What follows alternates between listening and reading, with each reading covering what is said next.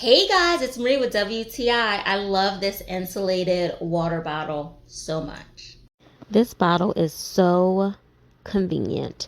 I love how you could just put your little packet of whatever you use, whatever supplement or water flavor or whatever right in there. And then you can add water to it. And then you don't even need one of those hand mixers. You can just close it and shake it up.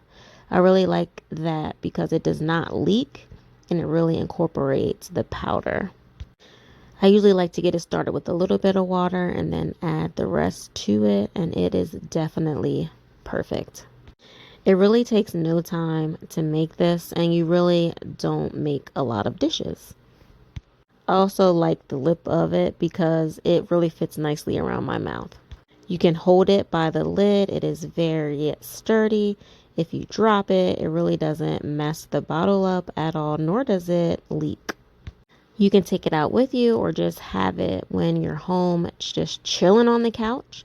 It is very narrow, so you can even put it on your windowsill, which is what I use as a cup holder.